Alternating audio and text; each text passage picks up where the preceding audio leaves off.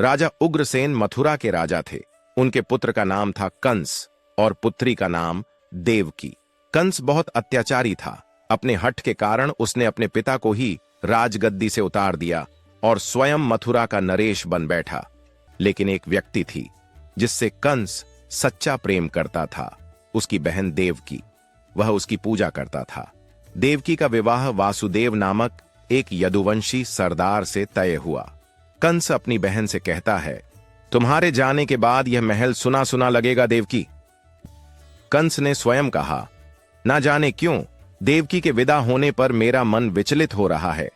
मैं देवकी को उसके ससुराल तक पहुंचाकर ही लौटूंगा। भी रास्ते में अचानक आकाशवाणी हुई, हे क्रूर कंस, तू इतना प्रसन्न क्यों है? सावधान, जिस बहन को तू इतना प्यार करता है उसी के गर्भ से जन्म लेने वाला 8वां पुत्र तेरी मृत्यु का कारण बनेगा। यदि ऐसा है तो मैं देवकी का ही वध कर देता हूं। वासुदेव ने कहा, कंस, यदि तुम देवकी को छोड़ दो तो मैं तुम्हें वचन देता हूं कि देवकी से जन्मे हर बच्चे को मैं स्वयं तुम्हें सौंप दूंगा। कंस कुछ क्षण सोचता है और फिर कहता है, ठीक है।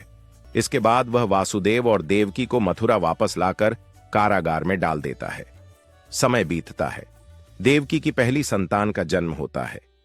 वासुदेव अपने वचन के अनुसार बच्चे को लेकर कंस के पास जाते हैं। बालक को देखकर कंस के मन में ममता के भाव जाग उठते हैं। मुझे तो खतरा तो 8वें बच्चे से है, ले जाओ अपने बच्चे को। लेकिन नारद मुनि कंस से मिलने आते हैं। उनके हाथ में एक कमल का फूल था। कंस ने पूछा, नारद मुनि, इस फूल की पहली और 8वीं पंखुड़ी कौन सी है? नारद मुनि बोले, राजन, इस फूल की हर पंखुड़ी पहली भी है और 8वीं भी। ऐसे ही तुम्हें क्या पता कि आकाशवाणी ने कैसी गिनती बताई थी? हो सकता है पहली संतान ही 8वीं संतान हो।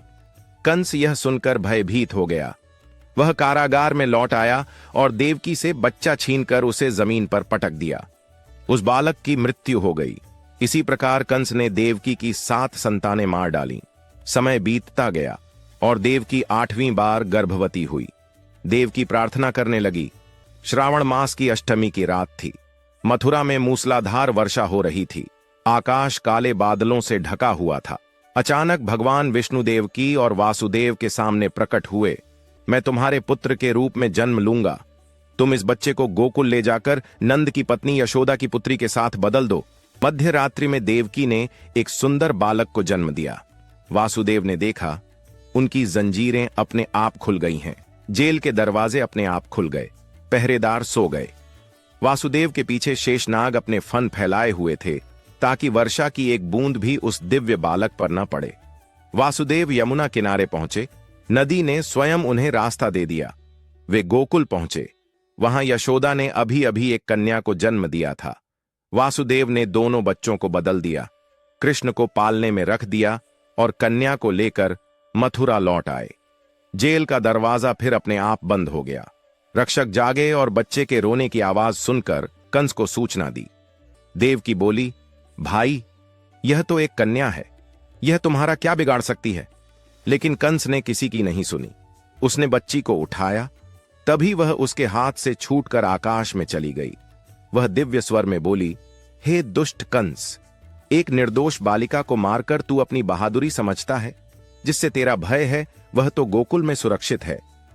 यह कहकर देवी दुर्गा अंतर्ध्यान हो गईं। कंस भयभीत हो गया। इसी प्रकार भगवान श्री कृष्ण का जन्म हुआ।